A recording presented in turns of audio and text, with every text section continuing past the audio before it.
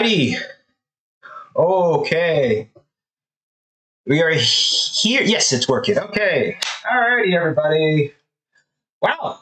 It's been quite the month. We're back. Hope you all are doing well. Yeah, it's been a bit. Again, work and travel and everything, but I'm here. I'm good. It's all we can say, right? So I'm glad we're still here at this. By the way, rest in peace, Ozzy.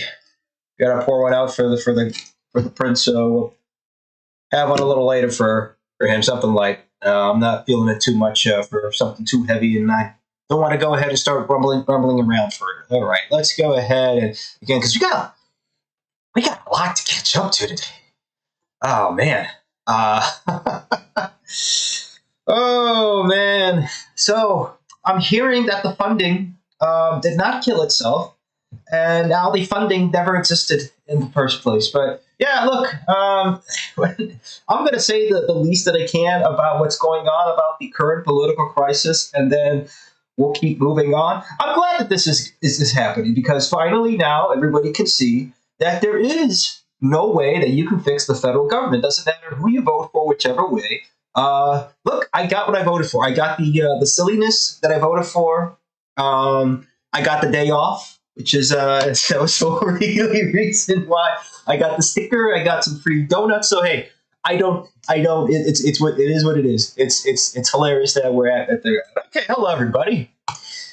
Welcome A2R Gaming, Richard King, David Jackson, Star Force 97, Ricardo Noel. Yes, we are playing Crazy Train because that is exactly what we are on right now. And if my OBS could please actually work here with me, I can put the chat here on the screen so everybody can see for posterity the chat, and you can see the chat on the side of the screen. If not, well, no big deal. That may help us to go through the articles a little bit better because oh boy, some of the articles I'm going to go through. Okay, it's 8:17. I'm going to try to get through these articles as quick as possible, hopefully by 9. And I don't really have too many. I know you guys have a lot. I know I have a lot, but I try to keep it as slim as possible and get to the big bits. Of course, the biggest bit we need to talk about is this silliness going on right here. AKA less than 4% of the total funding that would be needed for the high-speed concrete project happening in the poor state of California. I feel so bad for Californians. It seems like every time California votes for something, they don't get it. Which, if everything could be summed up in one word of what is wrong with this country, the one word that we need is sovereignty. Because sovereignty beats journalism, okay? And not just in the derbies, but it's going to be journalism when I go after this piece of garbage article in a bit by certain types of people. We'll get into that. We will get into that, but let's talk about this. More or less all the sort of stuff that we've been talking about when it comes to the California high-speed rail project. Yeah. Isabeth passed away yesterday. Same person who started metal. Yeah, we were talking about Ozzy Adams. So yeah, exactly. I'm saying I don't know if we're talking about the same person, but I think we are. So yeah, RIP to Ozzy. Yeah, definitely. I was listening to a whole bunch of. I will say Heaven and Hell was probably my favorite Black Sabbath album, but I mean Ozzy was the brains behind it. Basically the guy who was behind Black Sabbath and basically the start of heavy metal, the way it was and the way it is and ever shall be. Metal without end. All right. United States President Donald Trump has pulled the plug on $4 billion in funding for a long-delayed high-speed rail line in California, blasting the project as a boondoggle on the train to nowhere. This is what we've been talking about for quite a bit. Is it going to die? No, I don't think it's going to die. I think it's going to keep going. But this is more or less the same sort of stuff we've been talking about for years and years on end ad nauseum when it comes to California high-speed rail. And look, the administration themselves actually did a 315-page compliance review, which I have seen a little bit of it yet. That requires a whole video in and of itself.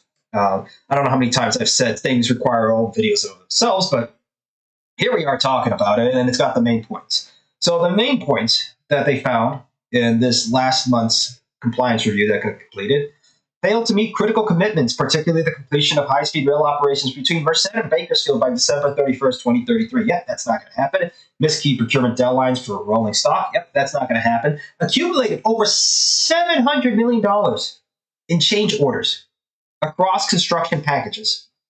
Now, speaking of Ozzy and the Prince of Darkness, the California high-speed rail, we've talked about before, spent $666 million in rail delivery procurement partners, on consultants, rail delivery procurement consultants.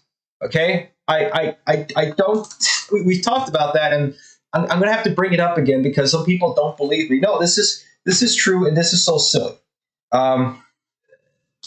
We don't have sovereignty over actual projects, our actual country. We have a whole bunch of freaks running the show, a whole bunch of freaks, and dare I say, we are led by very, very stupid people. Yeah, it's true.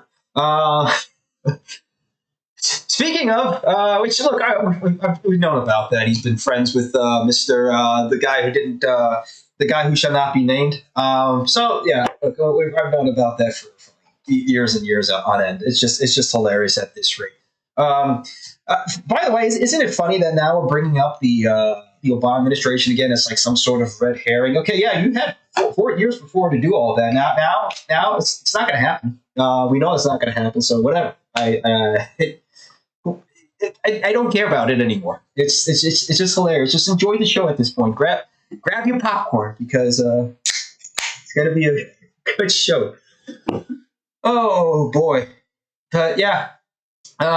This is here we go. The entire San Francisco to Los Angeles project was initially supposed to be completed by 2020 for $33 billion, but now it's jumped to $89 billion to $128 billion.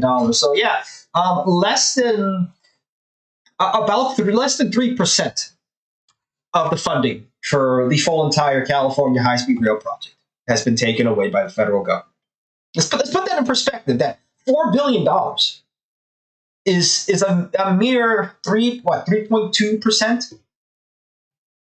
3.2% of the entire project. It's mind-boggling how much, and $700 million in change orders. Okay, imagine going to McDonald's and you keep coming back and back into the drive-thru because you keep changing your order. And it's like, yeah, you know what? I don't want the double cheeseburger. I want actually the Big Mac. Actually, I don't want the Big Mac. I want the Whopper. Sir, we don't serve the Whopper here. Okay, can I get a large fries? And then you're coming back over and over and over again. That's basically what California high-speed rail did on a major scale because they didn't plan out the project correctly. They had decades to plan this out. They couldn't even do that. They can't run this correctly. So yeah, left with a $7 billion funding gap with no credible strategy to fill it. The agency also criticized the California High-Speed Rail's Authority's reliance on California's cap-and-trade program, calling it a volatile, insufficient funding source. Yeah, so more or less the same type of stuff we've been talking about over and over and over again. Okay? Again, California High-Speed Rail Authority created in 2008, guys. How long ago now? 2008. Okay, I was just reminded that 2005 was 20 years ago. 2008. We're talking about we're talking about 14 years. No, it's 13 years, whatever. 13 years ago that's been started, and the plans have been in place since about the 90s. Supported by then Republican Governor Arnold Schwarzenegger, for a high-speed rail project connecting Los Angeles. And look, it was supported by all of California. It was a majority vote. They voted for it. They voted for a project that was supposed to be 200 miles an hour, completed in time by 2033 for the whole entire project. But that hasn't happened, and it's not going to happen. So it's been through 3 different governors. It's been through Schwarzenegger. It's been to Jerry Brown, who'd been back and forth in politics in California for forever. And this was like one of his brainchilds, was this California. He didn't even get the project done in time for his own administration. And it seems like Newsom isn't even going to do it. So we're back and forth with this poison pill that has completely been a thorn at the side of building anything substantial in this country for quite a bit. And that's why a lot of people are sick and tired of it. Look, you guys have been saying it, and I've been reading through here in the Discord as well, about how many people are upset about what's going on with the California high-speed rail project. Here, let me see if I can bring this out over here. And I can bring out the Discord on stream, but let me see if I can bring out, let's see. I'll just read some quotes over here. Let's see. California high-speed rail has seriously tarnished the idea of bringing high-speed rail to North America. California high-speed rail has literally alienated people who has voted for the project. Not only that they do that so horrifically mismanaged to the point that the cost has already ballooned up. Other people, Texas is far more likely to build high-speed rail because we don't have the insane regulations of California. I mean, we talked about Texas, and that's a whole other can of worms in itself. The California high-speed rail has significantly soured the perception of high-speed rail in the country. Officially, it's not that, but California still needs to come up with the $4 billion extra on their own, which we will talk about. Yeah, everybody is just, it's very tiring with this project that we've been talking about for years. For years. And it's not like this was 10 years ago when the United States still didn't really have high-speed rail. The world has completely changed. And mainly that has changed because of Brightline. And we'll talk about Brightline a lot too. But the paradigm has changed for building infrastructure across the United States. Brightline has become the model, the golden model for which everything else needs to go ahead and align itself to. And it's not completely private. It's a private-public partnership. It cannot be completely private. Excuse me, white cough. Okay. There we go. So yeah, and this is hilarious. The California high-speed rail project has received about $6.9 billion in federal dollars over the past 15 years.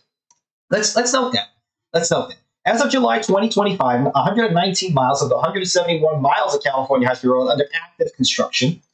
22 of contiguous guideway were declared complete. And by contiguous guideway, no, why are we just talking about this guy? Excuse me. Excuse me. I can't escape it. Oh, man. Okay. Show me the concrete. Show me the concrete. Okay, the 3D CGI we've been seeing for 20 flipping years now. Here we go. Yeah, this is what they call completed guideway. That's it. So we built 20 miles of that, basically, over the last 15 years. 15 years, that's what they built. There you go. 15 years of concrete. 22 miles of concrete. Oh, man. The remainder of the 119 miles is expected to be ready for track lane by the end of 2026. So far, the project has cost $13 billion, according to the Fresno Bee. Now, let's be a little funny about this.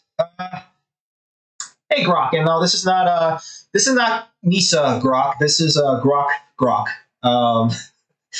Elon, man, his taste in life foods.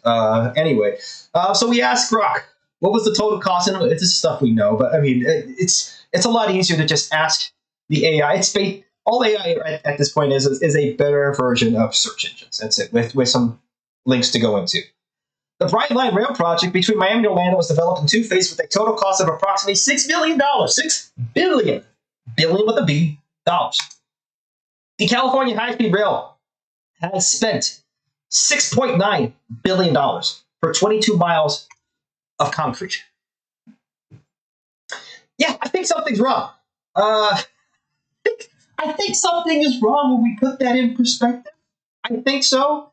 And even then, some multiple sources say that could be a higher figure of $9 billion. Okay, I don't care. Let's say it cost $10 billion. It cost $10 billion to build Miami, Brightline, Orlando. Miami and Orlando. Okay. $9 billion, 56 bridges, whatever. Okay. All new maintenance facilities, 156 railroad crossings, 170. Got it.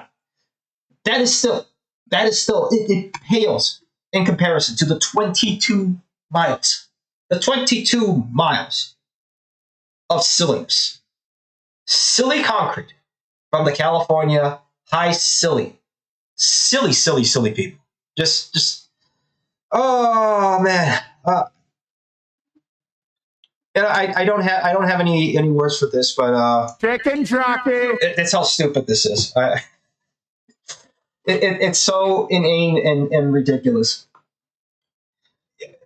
Yeah, this is why we can't build anything in this country. And then because of the funny thing now is that they're now suing the FRA after the cancellation of $4 billion. Duffy says they can fight it off, whatever. Let them fight.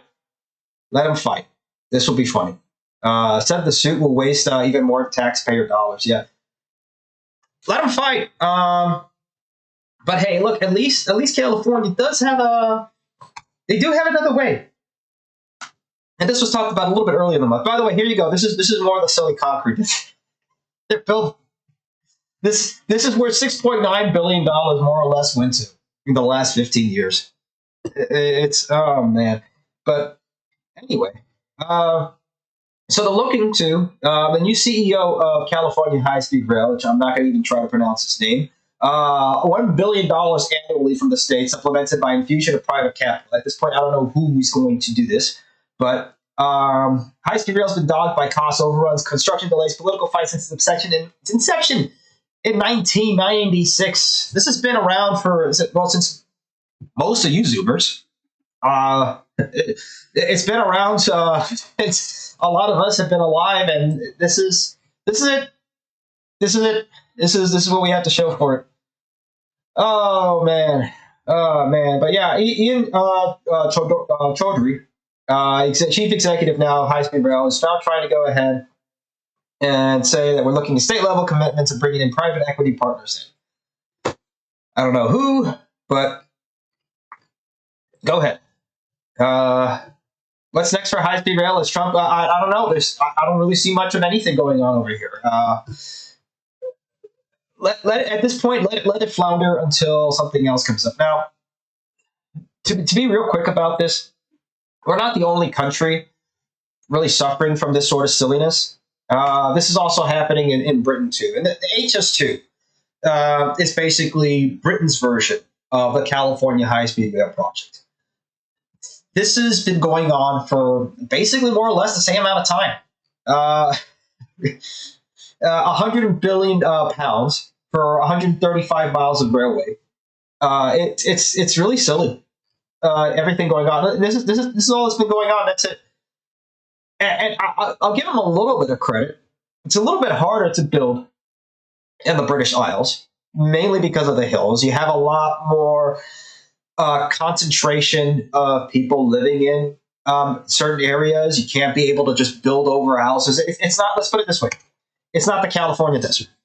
Okay, California is a beautiful state, but there's a lot of ample space to build in California. Hopefully not to go ahead and build a whole bunch of cheap housing and Walmarts, which, by the way, I was flying over to Reno last week via LAX of a layover over there. So I got to see California again for the second time in a year. And then maybe another third time coming again in the same year. So let's see what's going on with California. But yeah, this is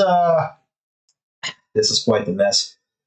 Quite the mess indeed. And Amtrak is not at all outside of it too. So Amtrak has been having quite the time as well, possibly due to the cuts in funding. The agency plans to cut 10% of its workforce and confirmed it will not fund any new high-speed rail projects. Like the Avalia we were supposed to see this month, and we haven't seen it. I haven't seen it. Nobody's seen it. Where is it? Where was the Avalia? We were promised the Avalia Liberty this year. We were promised it this month. I was all prepared for it and everything, and we just kept getting blue balled over it. Where's the Avalia? So, yeah, Amtrak. 15. Here's the silly thing. Amtrak definitely deserves a hell of a lot more funding than California High Speed Rail, by far. That's without a question. That's objectively true. Okay, they have been doing by far and far measure, and I will say for Amtrak, as tough as we were on Amtrak in the past several years, and it was tough love. Okay, because a lot of us have ridden on Amtrak. We love Amtrak. We want to see Amtrak, and we want to see when Amtrak succeeds, America succeeds. Okay, because it's basically all we've known for intercity and interstate high-speed, but interstate rail travel within this country. Any sort of semblance of what America used to have the old passenger railway system is still existing within Amtrak. And Brightline too, but mainly Amtrak. Okay, let's give Amtrak credit. It has been around, and it's been holding on for more than 50 years.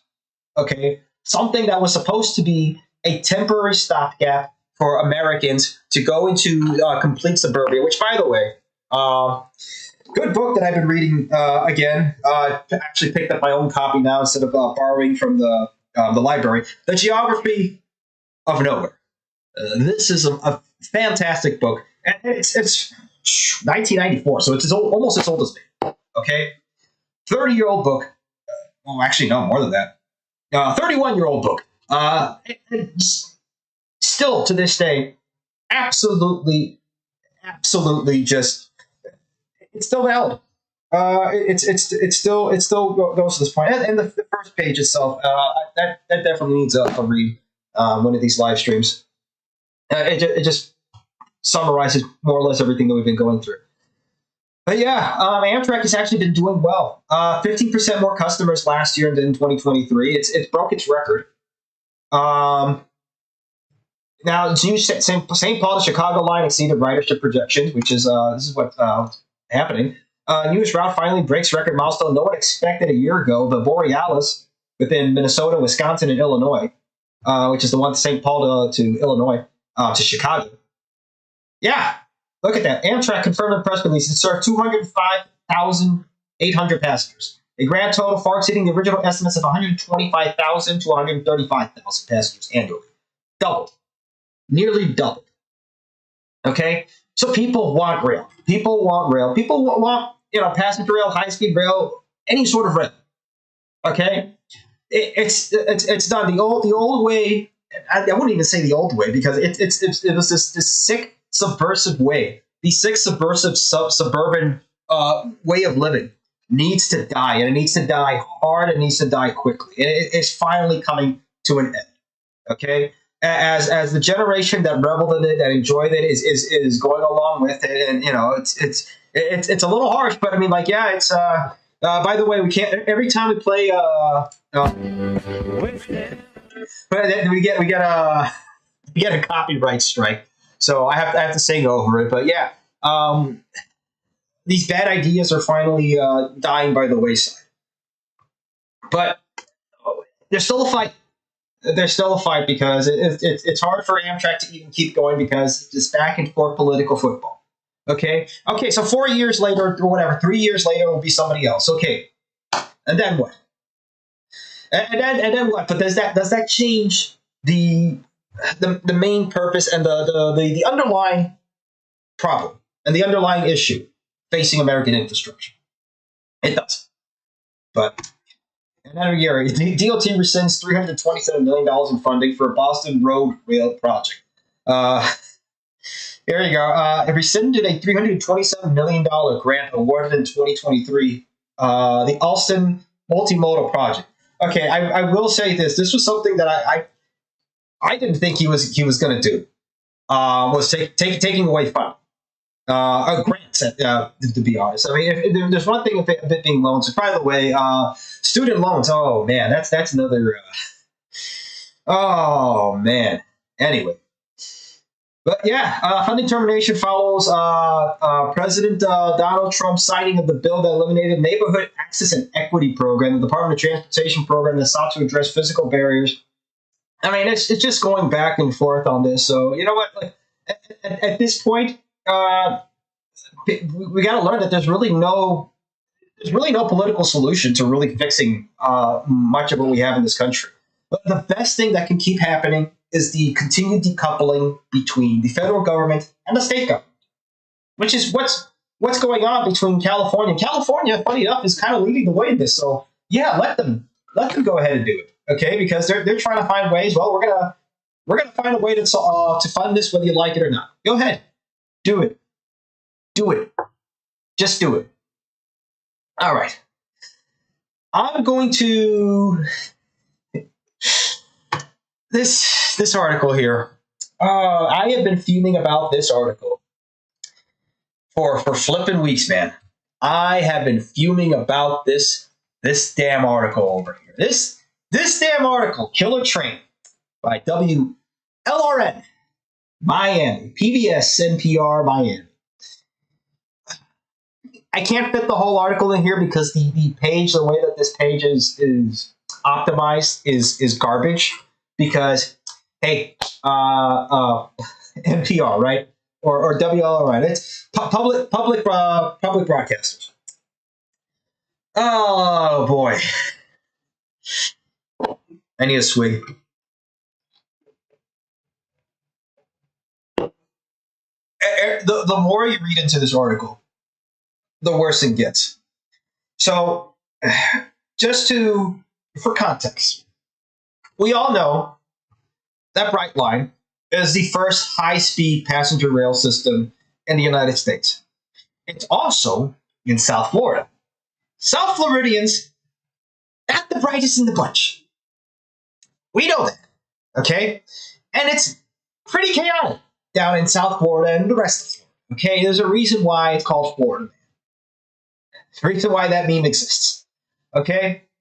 So, people get on the tracks, people cross the tracks, people do the silliest of things, but we're going to make a big deal, a whole who's who of journalism here, by Brittany Wallman, Aaron Leibowitz. Okay, I'm going to stop reading the names of the journalists before it keeps getting worse. Anyway, so here we go, 180 death. Oh, man.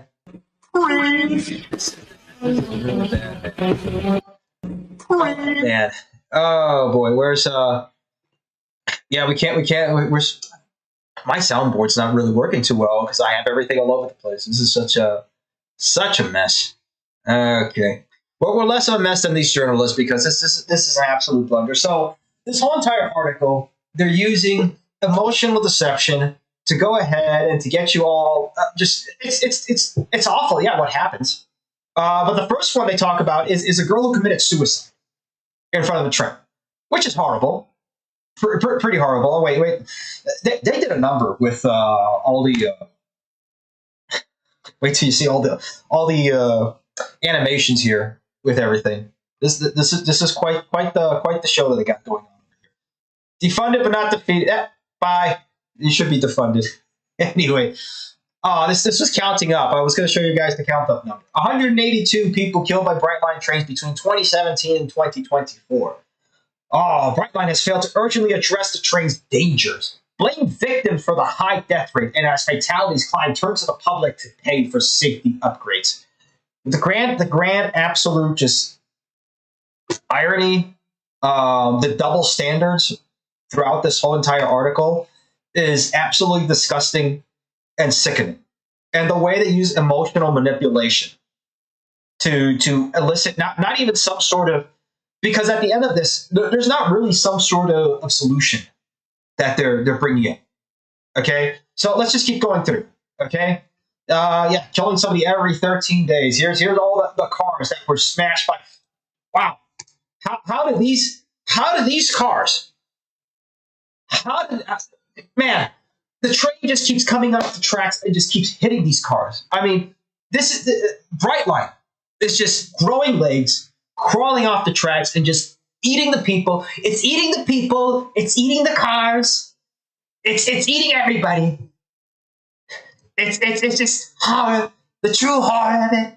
It's ridiculous. I mean, oh man, the poll that went through this, man.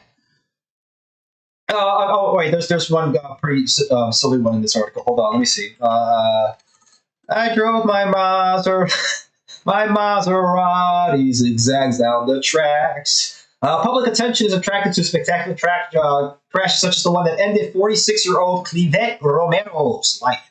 He zigged and zagged his Maserati, goes 185 around cars stopped at the tracks in Oakland Park, and sped around a gate. The bright light impact flung his body into a flashing light signal, and he was sliced in half. Oh, man. Brutal. Where's, hold on a second. Let me see if I can get that, oh, man. Oh, look, wait, this is the end of the, wait, hold on.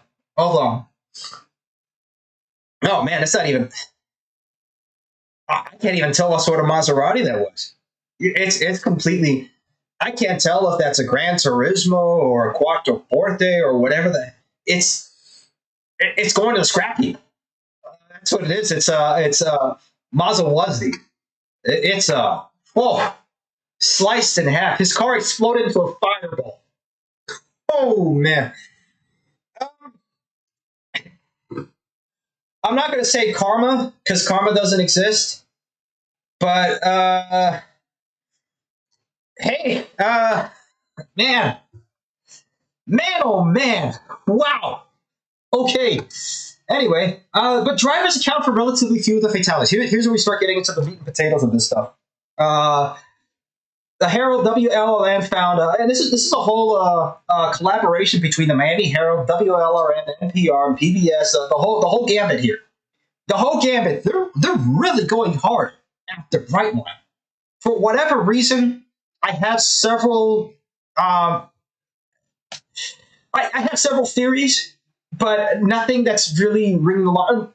At this point, I'm so absolutely disgusted and vehemently just enraged by the stupidity that I'm seeing from this article. It's ridiculous. 60% of those who died weren't at crossings. Many didn't navigate. They weren't at crossings. So they were crossing the railroad tracks, or what was going on? What was this happening? Was Brightline sprouting legs? They're eating the people, they're eating the cars. Horrible.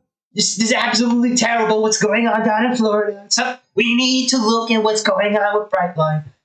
Dead women included a woman who fled Ukraine with her husband and young children in 2022 after Russia invaded. 2 months into her new Miami life, her last home was to turn, look in shock at a Brightline train. I mean, what are these people doing around the railroad tracks? Look, it is a tiny sliver of the entire peninsula of South Florida. How are all 182 people ending up on Brightline? Okay, and look at this, all the animations and everything. Yes, percentage of crossing. It's mostly happening in South Florida, which most of the silliness happens. We know that percentage of crossings is highest browsers. Brightline, yeah, because it's in the most populated area of the state. Maybe that has to do with it. Stop victim blaming. You know, we're gonna. This is. You know what? Let's stop victim blaming. How about that? Let me see. Image from a Brightline train shows Randy Johansson, 62, shortly before the train struck him on April 18th of 2024. He doesn't seem too concerned about the hurtling multi-thousand-ton object colliding at him. Johansson was having a typical day. He walked into a Winn-Dixie liquor store, bought a few tiny black cherry-infused whiskey bottles, and headed toward home. I mean, look, if they were trying to emotionally manipulate people, you don't just. They do it in such like a horrible way. This is like a. This is like a Kojima level of let me try to say something and then immediately disprove myself with my own actions, sort of thing. I'm just going to highlight this and then just show the picture and stare. The journalism, they have a whole who's who, a whole Avengers level worth of credits here, a studio worth of credits of who's who of journalism here, and they can't even do this right. Not at all. They can barely get their page correctly here, so we can show it to you the whole entire thing easily. Okay, blood spattered ID cards. Yeah, we got mark and brown envelope marked as a biohazard. Yeah, they do that, but when I have to pick up my dead fiance stuff, it was in a biohazard envelope. Yeah, that's just what they do. Danny Black, a photographer, was crossing the tracks in North Miami in the fall when he was hit. What was he doing?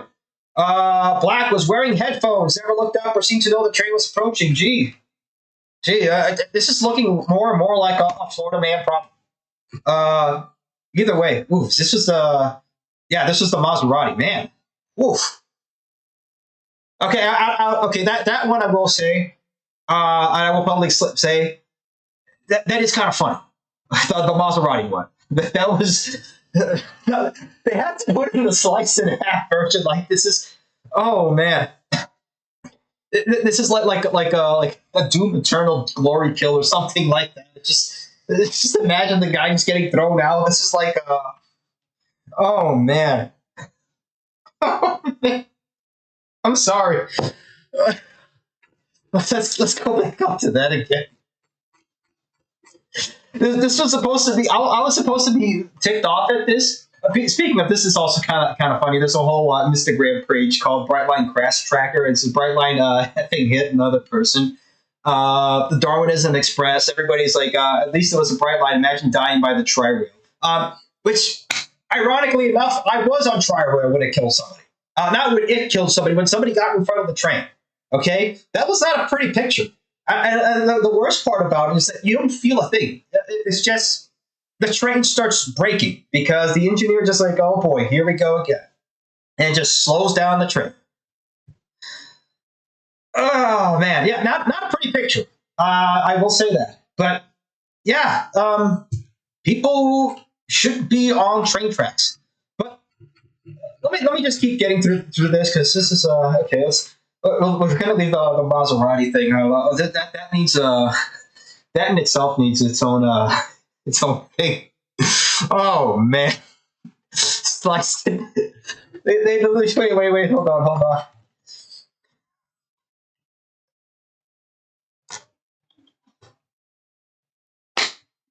I shouldn't laugh, but I mean, oh man, oh man, oh, okay, man, we've been derailed, pun intended.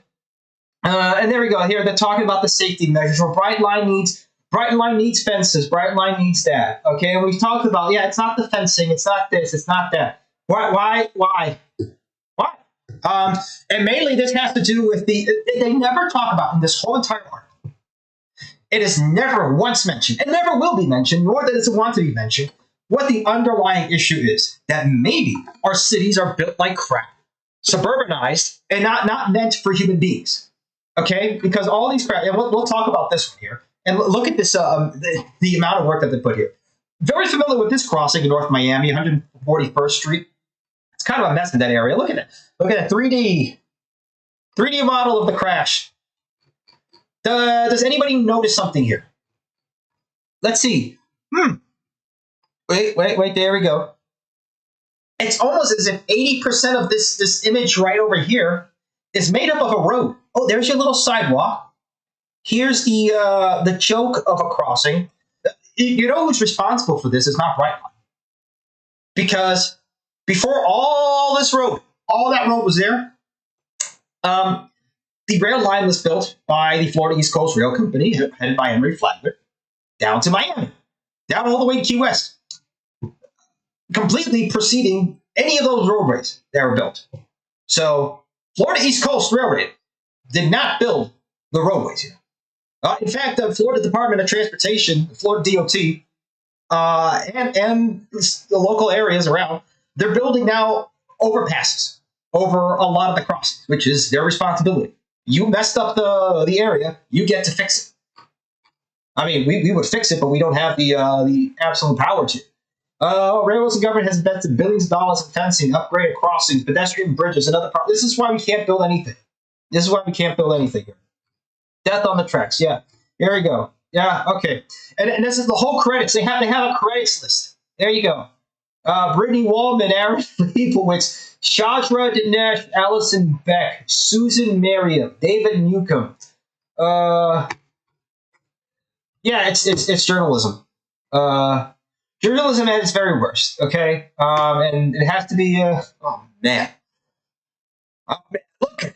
I mean, he did everything wrong. That he kind of had that one coming.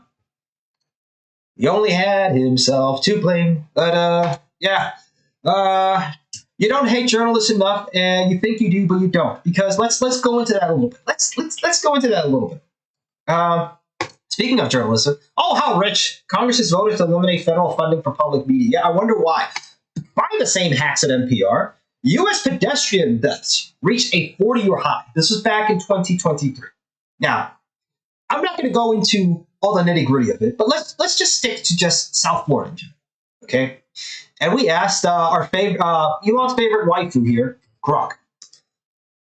Oh, how many people have died on the section of I-95 that runs in Florida in 2024 alone? Okay, and statewide in just a year of 2024. Notice this article had to go back to in 2017 when Bright Light started. 182. Okay, 182 in just 1 year. In just 1 year in Florida. 2,589 deaths from 2,423 fatal car crashes. Nearly 20 times more. 20 times more. But let's ignore the big giant elephant and let's go after maybe the solution instead of the actual big problem.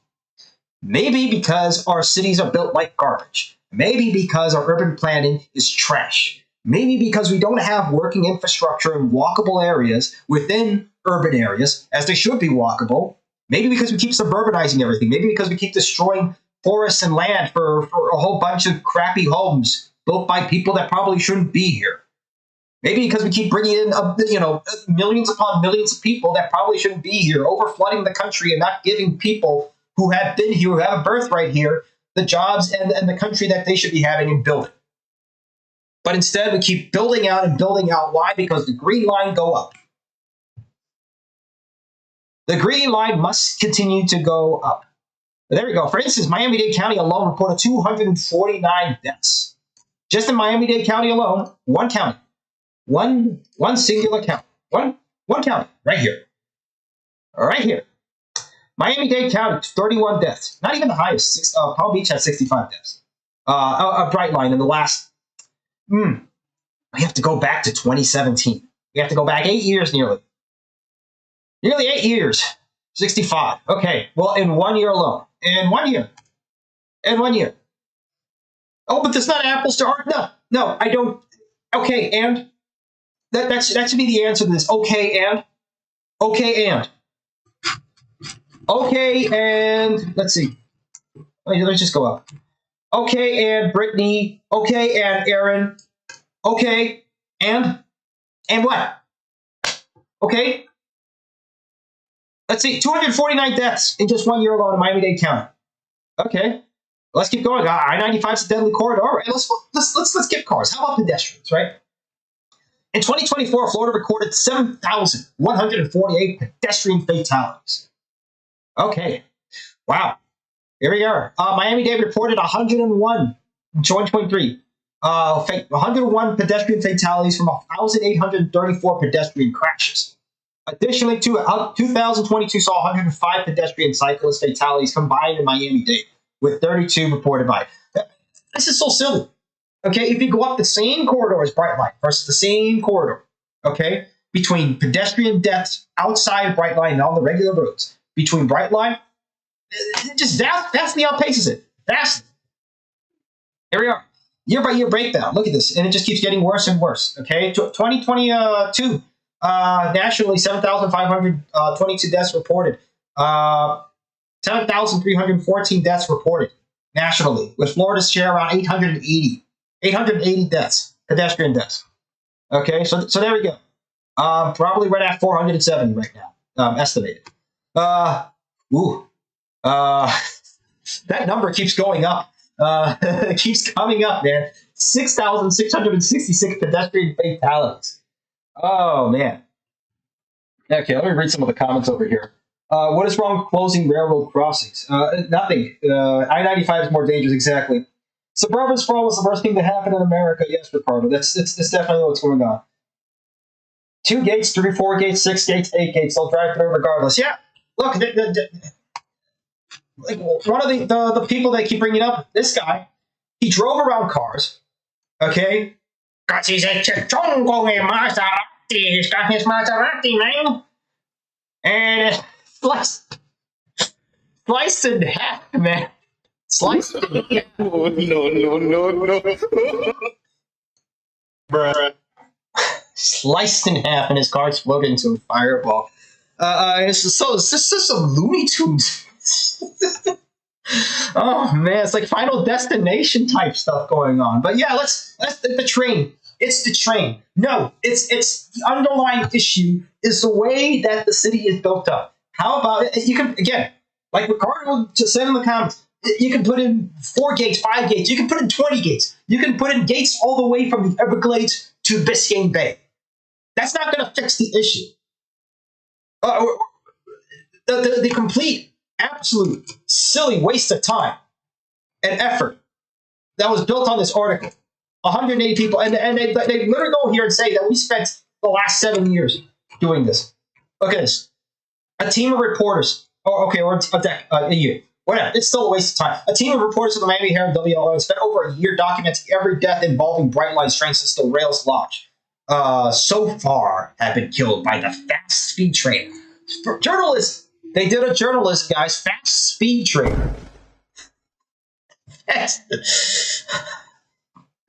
We gotta put that on a t-shirt, fast speed train. Oh no.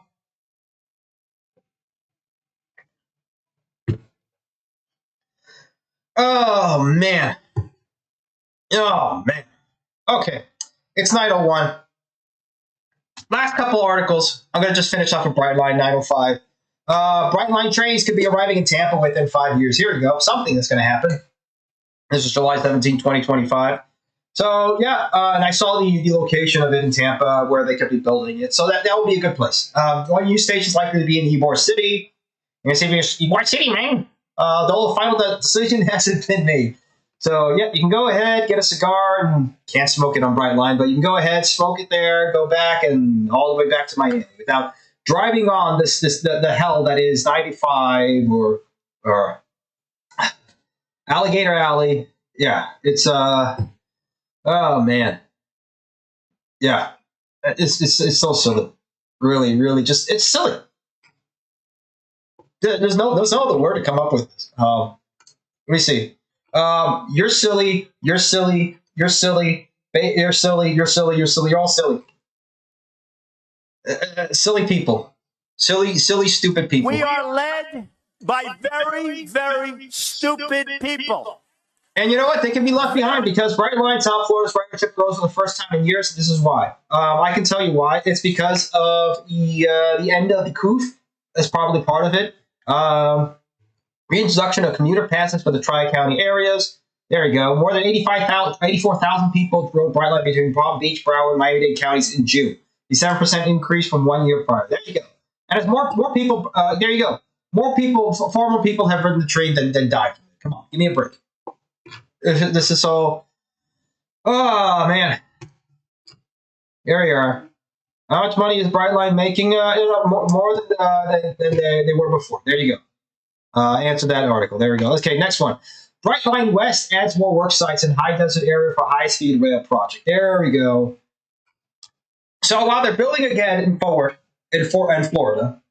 they're now doing what California can't do, which is build a train, build a high-speed rail train. So again, the grand irony is that California high-speed rail won't even be building the country's first true high-speed rail project. It will be a Floridian project. A Floridian company will be building a project here. Which, by the way, this is such a Brightline. Come on, you guys need better. Who did this CGI? Who did this? That needs to change like immediately. It's part of the reason why I was trying all the AI stuff out. All right, let's go to the callers, and let's actually before we do that. If you guys are wondering where I got this hat over here, this is a pretty cool hat. It's Coffee at the Crossing here in McCordsville. I finally actually went to it when I had some free time. So here you go. I'll show you that. There you are. They even have a caboose out in front too. And the cool thing is you can go ahead and sit in it. Okay, pretty nice thing. So if you guys are ever in Indiana and you stop through McCordsville, just outside of Indianapolis, definitely check this out. Cool hat, and there you go. It's right in the station. There you go. You can go ahead and let's look inside here. I'll speed through it. There you go. There's the wife. There she is. And it's pretty nice inside. It's nice, it's cozy, it's comfy. There's a conductor, which I don't know where my conductor hat went. I gotta find that in all the moves. There you go, yeah. It's a full arm caboose here. Let me mute it because YouTube could be coming after that now. I don't even know whatever song it is. There you go. I'm not running on full cylinders here, guys. Yeah, I'm definitely not running on full cylinders here. Apologies, guys. I'm getting over a little bit of a cold, getting over a whole bunch of stress and everything. So yeah, there's the wife. There's the smile. There we go. Yay. Look at that. So yeah, definitely check it out.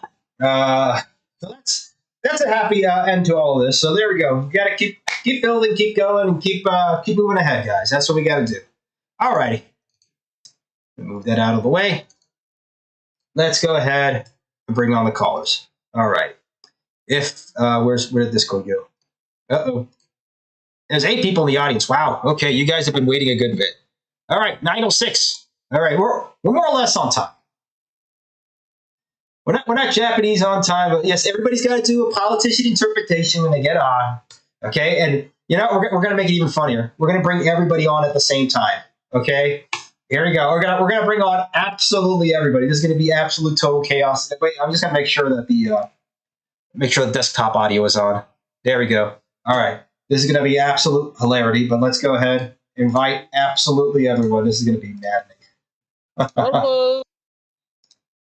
Welcome aboard. This is the best club, the greatest. Some say the best. Hello, buddy.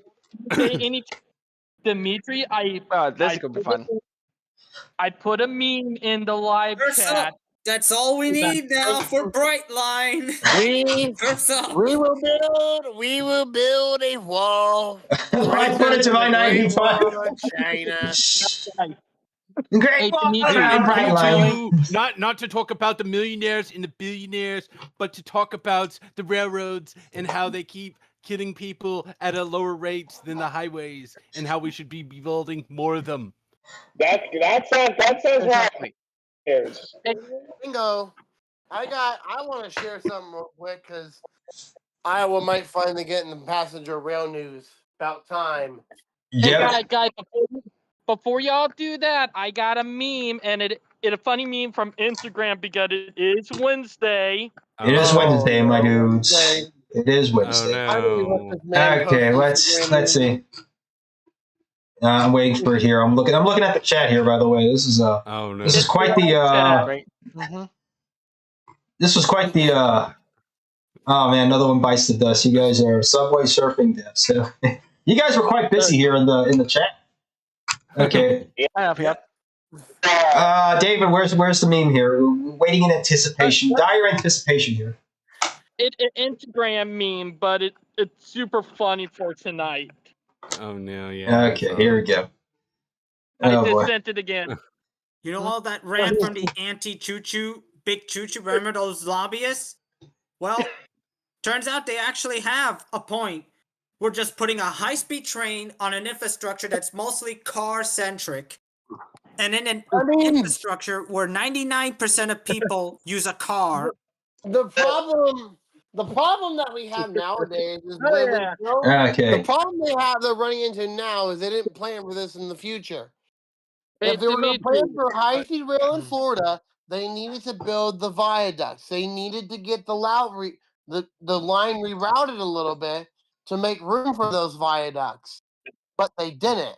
So now there's no room for it. Look, it doesn't matter whether they do grade separation or not. There are so many places in the world where you don't have grade separated rail. I mean, what? Maybe other than India, but I mean, even South Florida is not at India levels of train deaths. Okay, that's far and beyond ridiculous. Fast it takes. Right. You know how because even in driver's manuals they say that it takes like literally a mile and a half for a train going 45 miles an hour to stop. Now imagine let alone a train going 79. Let alone Dimitri, did the meme work or mass and energy? Yeah, hold on. Let me play the meme, David. Okay, here we go. It's Wednesday, my dudes. Here we go. It And is Wednesday, my dude. don't think that the railroads don't like this either. There They you don't go. Well, before like YouTube cancels me out, there we go. All right, you guys get it. It's railroads Wednesday don't night. like this either. They don't like that they're hitting people. They don't like that people are having to complain. No, it's like, you know what can they do? There was a town where it had a yard, and for so many years, what they would have to do is they would have to make a phone call. Emergency services would have to call the railroad to move their stuff, and if they didn't get there in time, oh, it's a dead body train. It's a problem. They built a bridge over the line so cars could actually get over, regardless if a train is stopped on that section of the line. Oh, speaking of that, Dimitri. If there's room, do it. Dimitri, we might need to talk about it in this live stream because it's about to get big. Norfolk Southern and Union Pacific. All right, let's bring it up because I saw that. Oh man. That one's going to be interesting for sure. Dude, imagine Union Atlantic. Like literally, that's the worst thing that they could think of. Like, what the absolute F is wrong, you know? I mean, yeah, here we are. It's the best for both worlds in their situation. That's the worst of both worlds. That's the thing. Oh, and by the way, the U.S. in terms of metro subway service, in Chicago, the CTA have opened what they call 4 new stations when they're actually just remodeled stations and they're just reopened just to upgrade some tracks. So.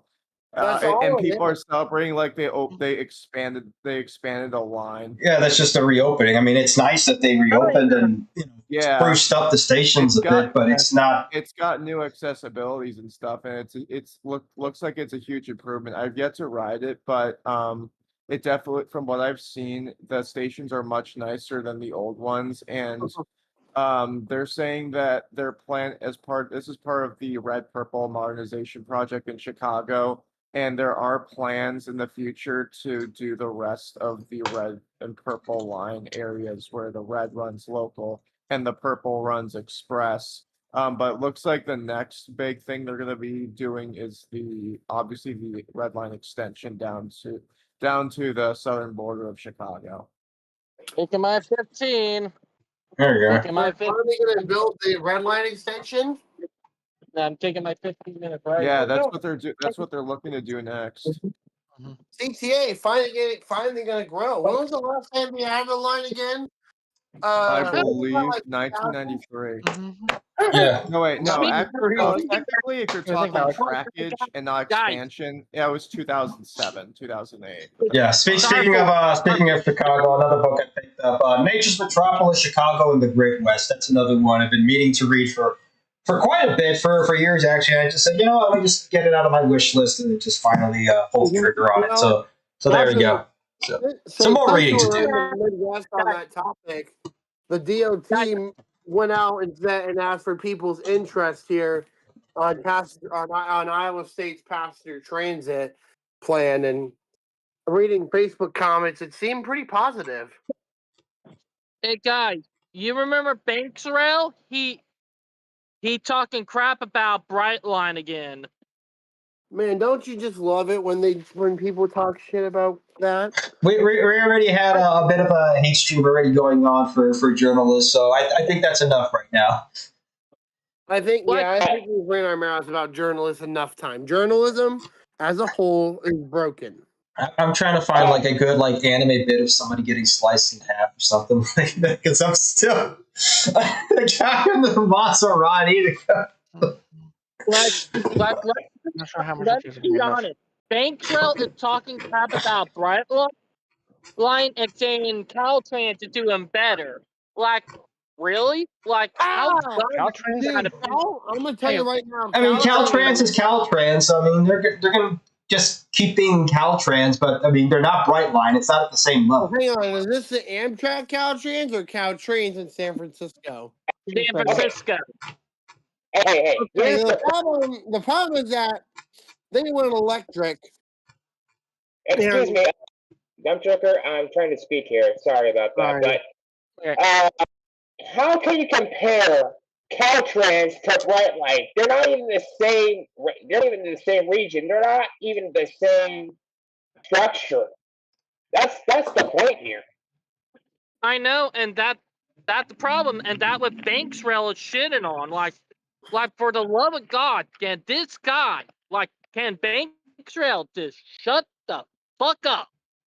Okay, but what is his main issue? Okay, so I get that he has a hate voter against Brightline, but what is his main issue against it? That it's what? Be a liberal. I get that, but It's his main point? It's privately funded and not politically. It's not a political football that can be controlled by the government. Yeah, which is why it has it's been expanding faster than Amtrak. It's able to do what it's doing in Las Vegas and Los Angeles. So I mean, why is he upset? I'm not upset if when Amtrak does well. I'm not upset if when and if California does California High Speed Rail does well. I just want more trains in any way possible at this point. Well, actually, Demetrius, I just looked up on Google problems with Caltrains. Financial difficulties and operational issues seems to be their number one problems. Yeah, that's Caltrains in general. It's basically a California version of Amtrak. And there's a fare increase as well. If you have problems as well, operating LC42s like P-42s or something. Yeah, I mean, look, Caltrans compared to a lot of other Caltrains. Go ahead, Darius. The population, the overgrowth of the car market is what's killing many other transport options, from the streetcars to just mixing it up. Not a good idea. Just look at Canada versus Denmark.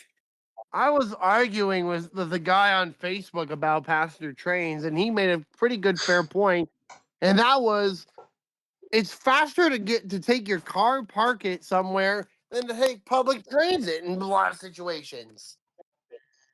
But there are lines that directly take you where you want to go.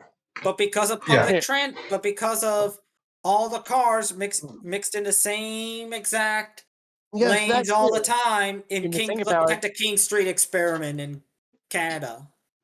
Mm-hmm. Yeah.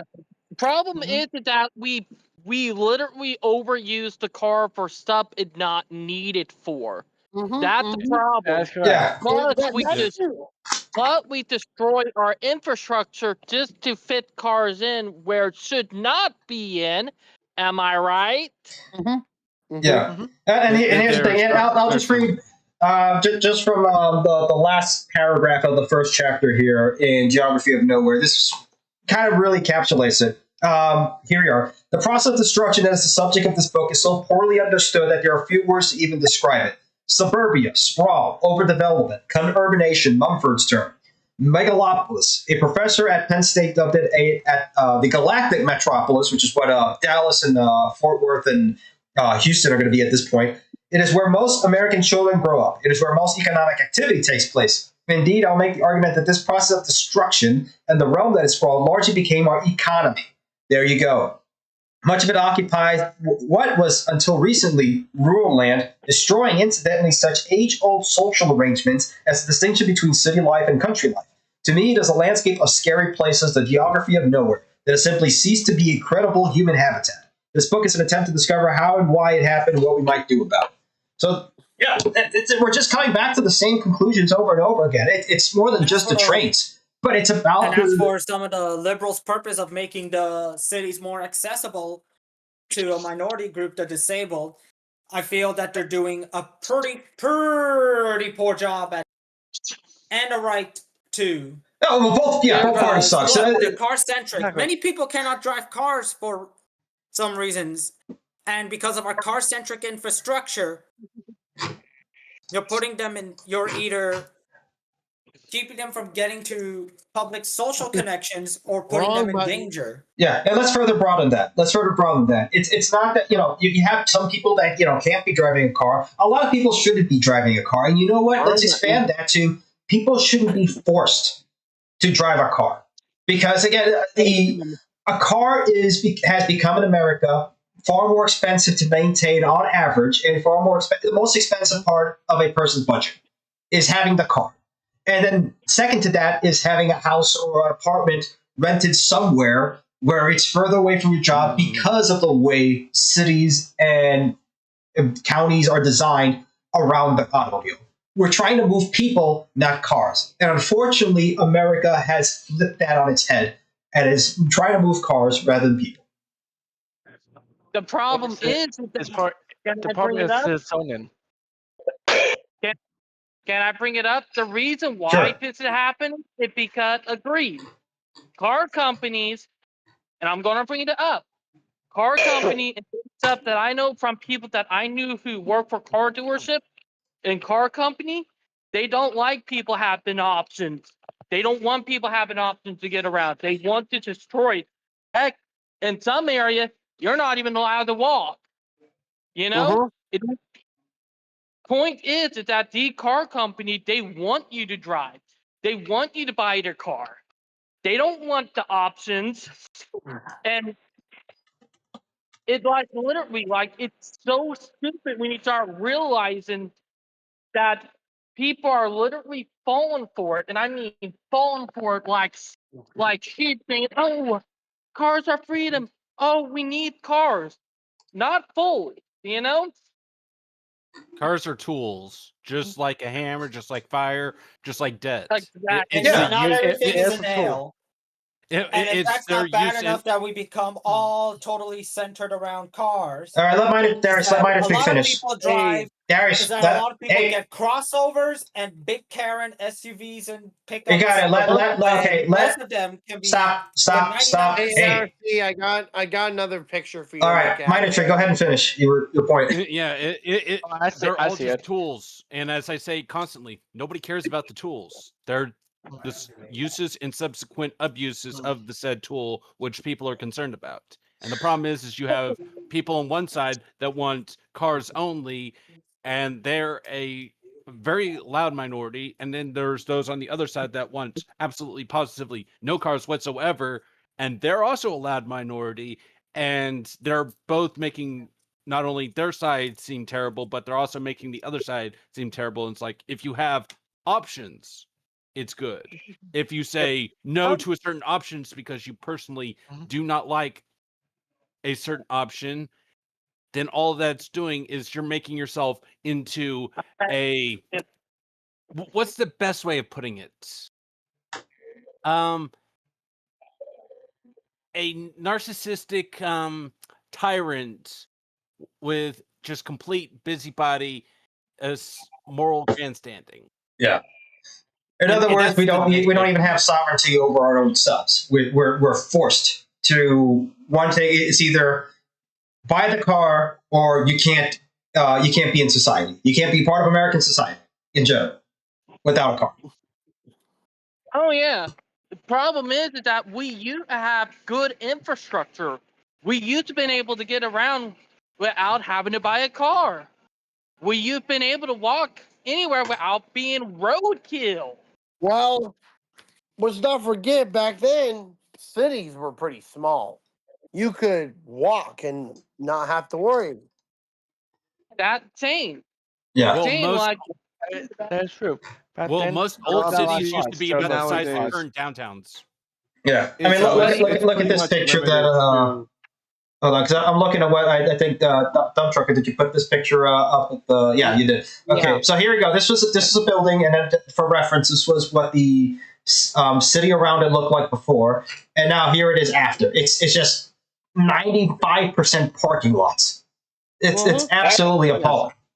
And this is what happens. Yeah, Atlanta in 1950. Which is- yeah. And here's the thing. So we keep talking about how bad things are. Okay, so what's the solution? All right, got it. Solution is to forget the federal government because they completely foobarred us beyond belief. So the great rifting is going to continue on as people start to continue to lose faith in the federal government, as we should, and start trying to find out local solutions and keep talking about them, which is, okay, we're doing the first thing. We're talking about these sort of solutions. We're coming up with ways that are going to work. The other thing is to start getting politically and locally involved. Like here nearby in my neck of the woods in Carmel, Indiana, they're now actively thinking of trying to get in public transportation for the city. In fact, 84% of respondents support public investment in public transportation as it suits the community's goals. So there you go. Most people want public transportation. Most people want something to work if we can get it done. And I think we can be able to do that. So I'm actively trying to work in that and trying to get, local areas as well. Keep talking about this sort of stuff. But again, we're in a way right now, or we're in a time that things are beginning to shift, and we're starting to see some of the worst consequences of suburbanization. Like in Indiana, they're asking cities start preserving forest areas because why? They keep building up now, like little forest areas are getting flooded up. You're having a whole bunch of runoff. Now it's turning into flood zones because you've gotten rid of all the forests for a whole bunch of suburbs.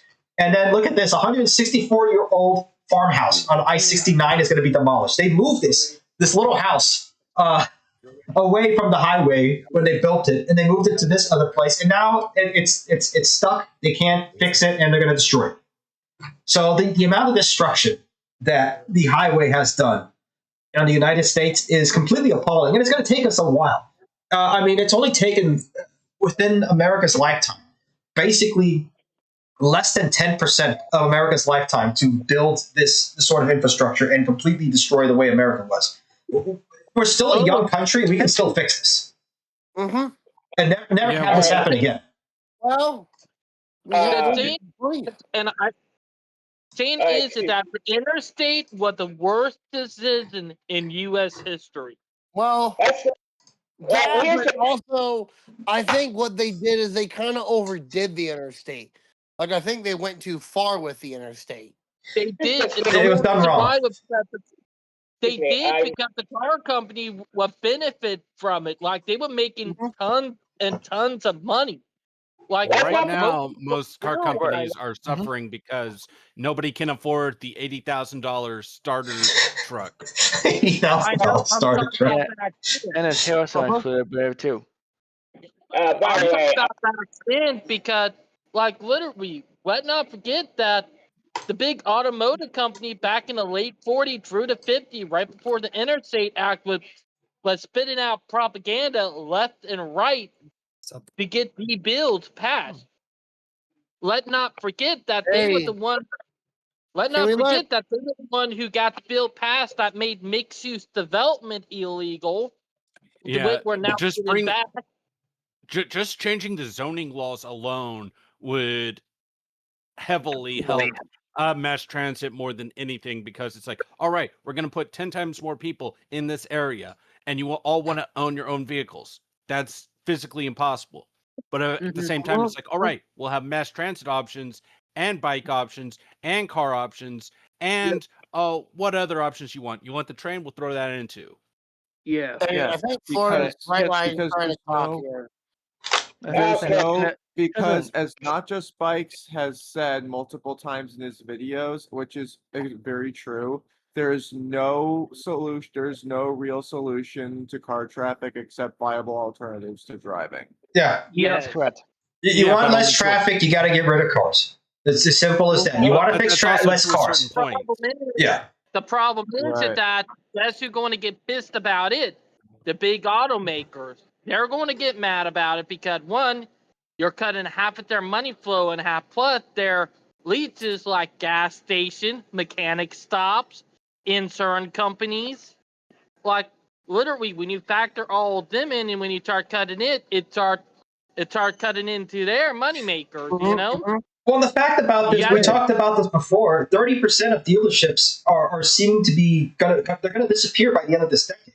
So there's going to be a rebalance of this as, guys, we're about to see a very massive shift in the economy because you have this mass surge now with baby boomers.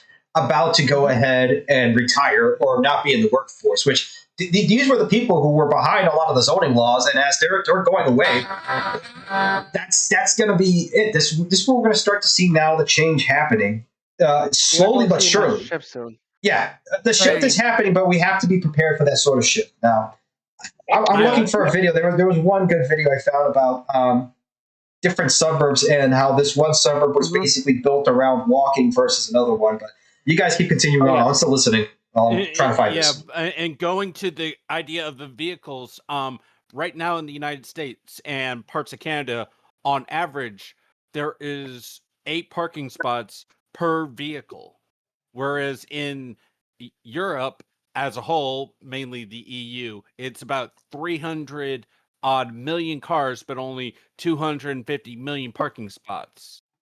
So it's like, you have a massive difference. I think we could fix the parking problem if people invested in parking garages. That would remove the need to build more. You just stack them on top of each other. That's making the problem worse. It's a more expensive option, but it somewhat solves the issue. Not fully, but it's I'm saying. partially. Here's the thing with parking lots. Who's going to live there?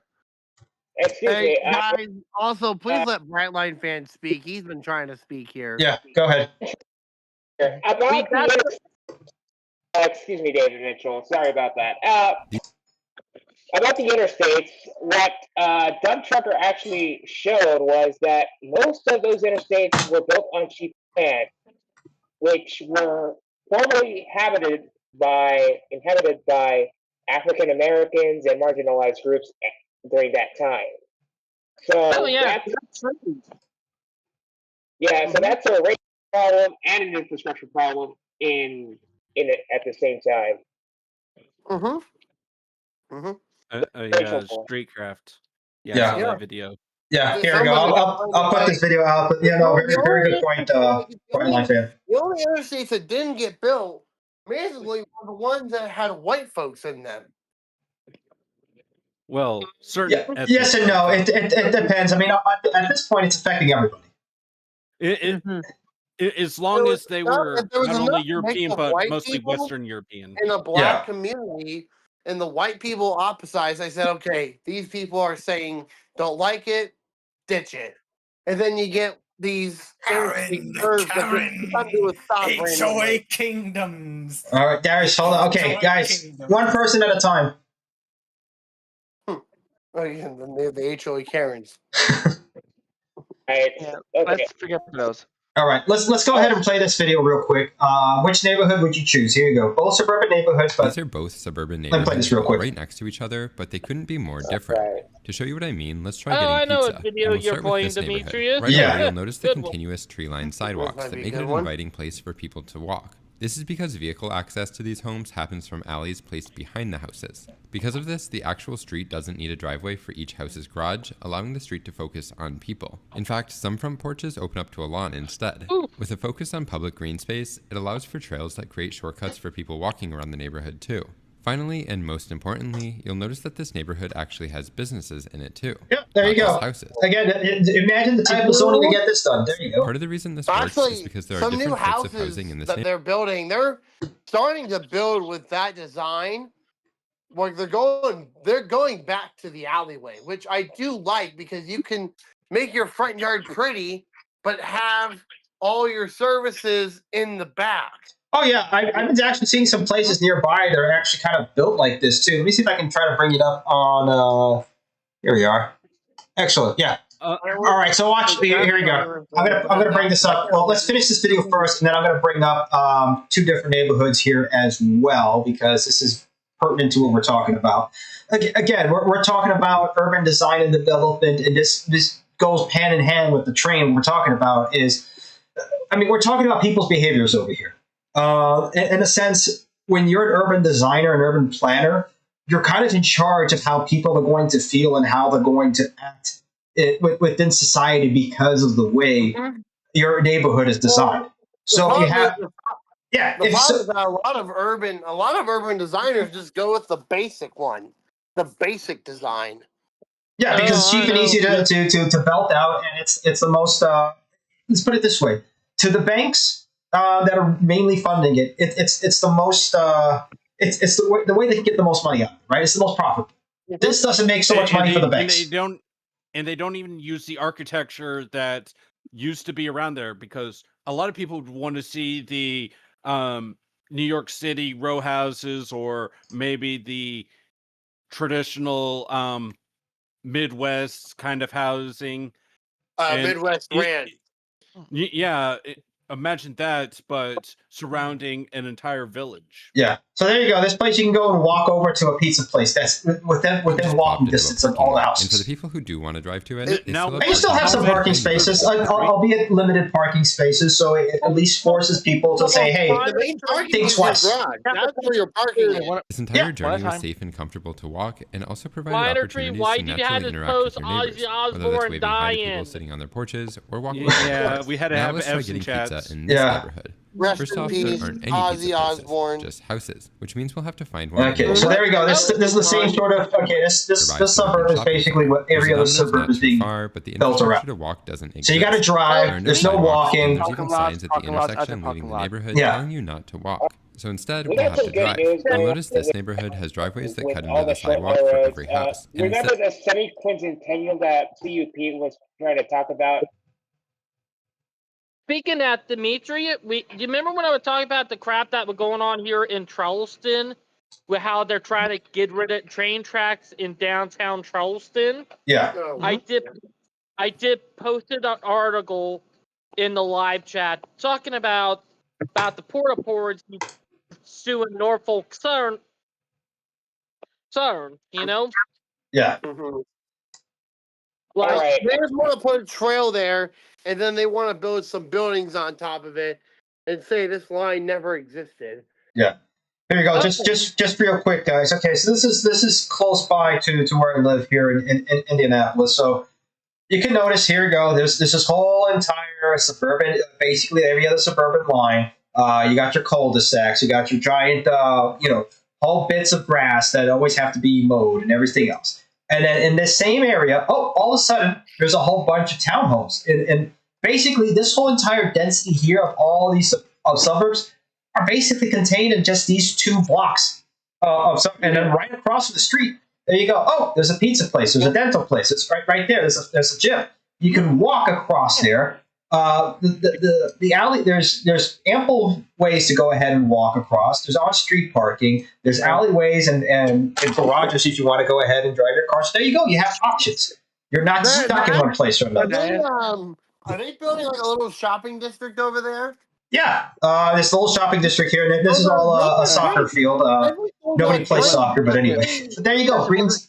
See, if a city builds that, they need to use it. Yeah. We have this city I live in has, one of them festivals, and they used to be great, but then they went there and it shrunk and it was undermining this year. It was like, what happened?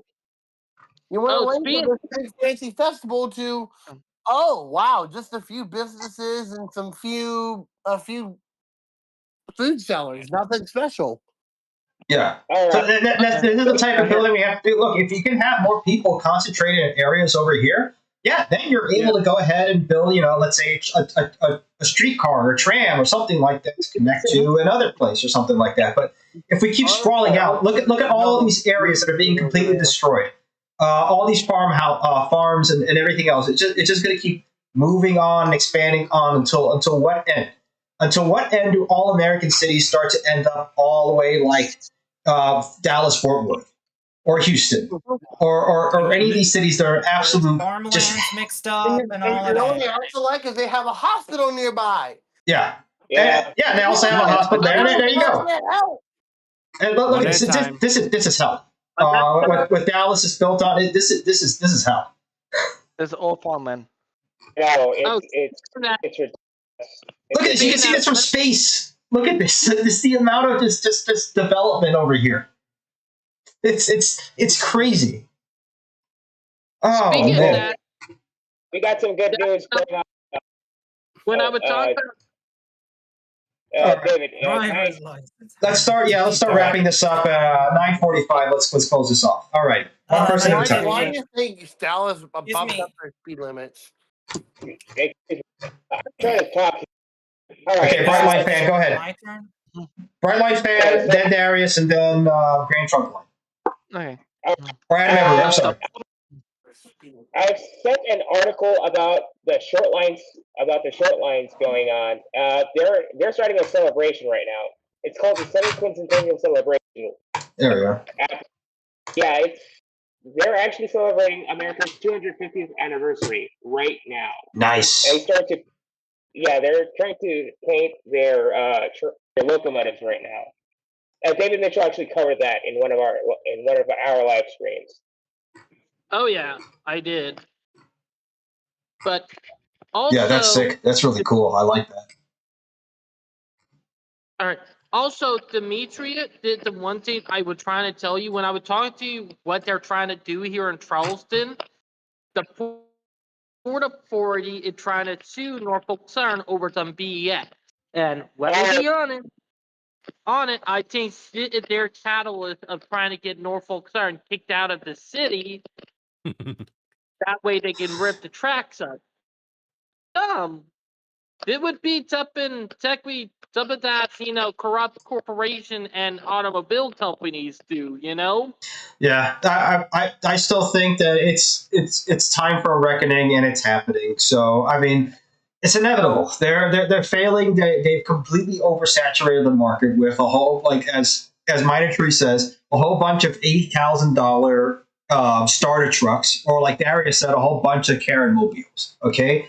Mostly that 90% of these people probably shouldn't even be driving a vehicle that large, or they don't have the spatial awareness of what the hell they're doing with a vehicle like that. But the market's saturated. This generation doesn't want to drive, neither does the next, or anything like that. They want more options, so it's inevitable. That's it. We're going to go back to the mean. We're going to go back to how humanity has made cities for thousands of years. That's just what's going to happen. This is an aberration in history. This is a blip. It's going to get fixed. If I were them, I would never drive. And can I make a point? Sure. Go back to that picture of the place that you were showing us earlier. Let's see which place. The small little town you were showing us with the stuff on your end. Okay, there's a couple little small. You're talking about the town near your house. Okay, let me go ahead and bring it up. Yeah, this is I believe Saxony Village. There we go. And they're still developing it. Yeah. Now imagine for a moment there was a train station with a nice little plaza in the middle of it, where they can take it straight to downtown as a one-stop shop. Yeah. And so it's like, all right, now they don't need the car. On top of, they can walk and go get some pizza on the way home. There you go. Yeah. I mean, you can put it right next to the hospital for all I care. But at that point, it's like, hey, you want to get stuck in traffic for 15 to 30 minutes, not including traffic, all the way to your job site? Or you can take the train, and it's guaranteed to get to downtown in like 12 to 15 minutes. Yeah, put it within walking distance, and there you go. They're getting rid of. By the way, they're doing another rail trail, extending it again from the old Monon line, or I think either the old Pensy or the old Monon. They're going ahead and making another rail trail, and they're making this giant bridge across the. For that, they'll go ahead and make an overpass for that, but not for the actual roadways over the railroad tracks. But anyway, silly stuff. Here's the thing. How far is it to walk from one end of the suburb to the other end of the suburb? Walking distance.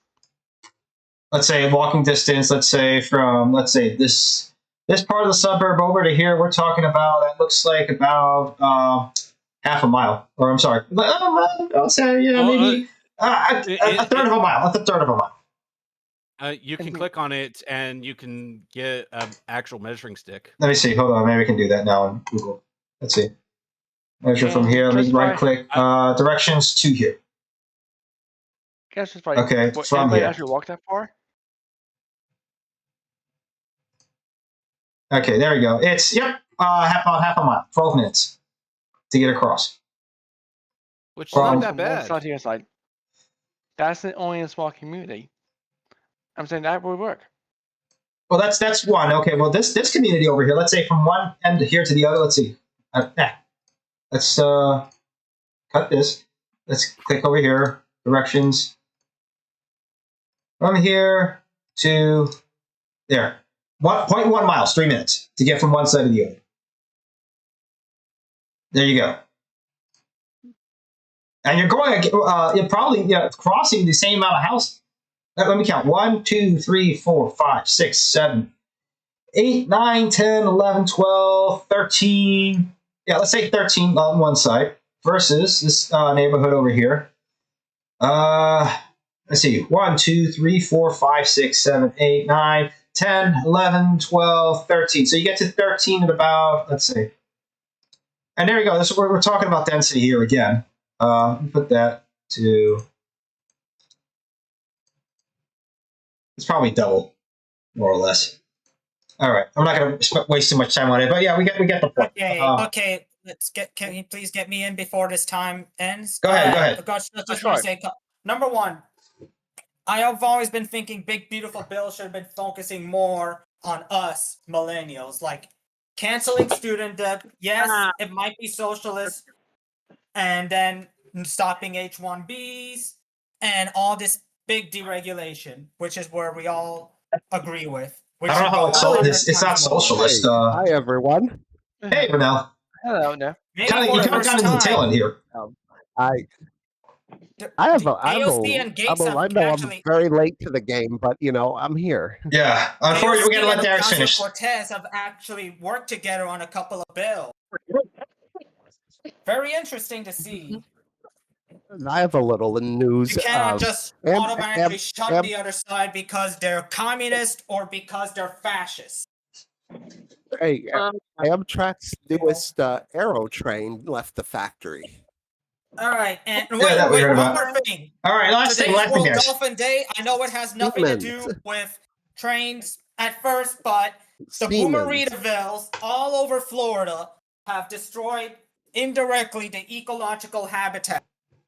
You guys have seen Bernie the Dolphin movie. It might be one of these many cheap and very queasy, cheesy kids films, but it does expose a Ponzi scheme. All you have to do is just replace the power plant that the bad guy's doing with a margarita.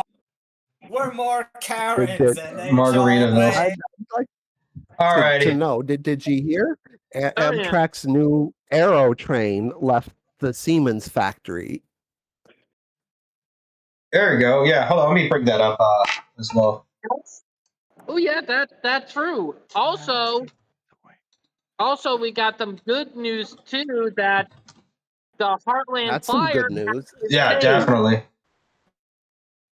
Here you are. Finally out. It's headed to. It was headed to Colorado for testing. Yeah. Oh yeah, and another thing, the thing with suburbs, too many migrants. Cause too many unnecessary habitat building and all these condominiums that those migrants who went to my work to get food or pick up food or living in have probably destroyed a lot more habitats for dolphins than factories ever will. Alrighty, guys. Yeah. Okay, let's look at the aero trains and then we're gonna call it a night over here. Yeah, it's basically based on what the same thing that Brightline's been using. Very similar.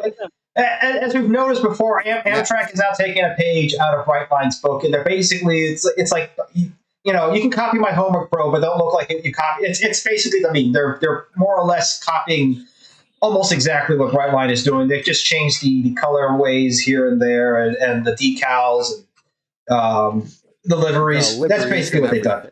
Yeah. What, you can't just change the livery and say you've done a unique way? Train sets. Hey, why not? If it works, just do it. There you go. We started seeing this in Amtrak Midwest, and they're doing the similar ones with the Aero train sets. Yeah. Hey, we got The some good Midwest news. was the venture coaches, Yes.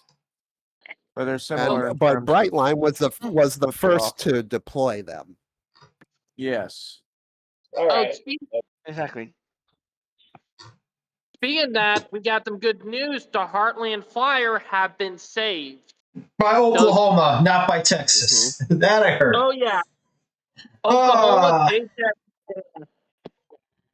Yeah, like I keep saying, man, Oklahoma is, it's if you want to see what Texas was supposed to look like or did look like, you got to go to Oklahoma now. I know that it kind of sad, but crazy. Yeah, it's sad but true. I'm sorry, Texans, and I'm sorry to Minor Tree, who is a Texan here. It's sad, but I mean, yeah, Texas has got to shape up, man. I mean that's Texas' rival in polo games, Oklahoma. Oh, speaking of that, Demetria, your last live stream is private. Yeah, so I'm fixing that right now with YouTube. It's just basically the some copyright issues in the beginning. It should be coming back out again, so we'll have the 4th of July stream back out in public for everybody to go ahead and see. I don't care about the monetization. I just want people to get the word out. So we'll get monetization and all that sort of stuff once I actually have time now to do a video. So I keep saying that, and the year's halfway over. So what am I doing? Anyway, guys. Okay. And Is Not to there mention that an American Train Part 2? I'm not going to even mention American Train Part 2 because I'm going to jinx it. Let's not forget the comparison between the New York subway and the Tokyo Metro, And that. which has been on the back burner for years. Yeah, years. Everything's been on the back burner for years. So, alrighty, guys. We're going to end it there on that note. Thank you all for coming on board. We will see you all on the stream quite soon. Next time. Take care. Godspeed. Take care. Have a nice night. Good night. Nice night. Good night.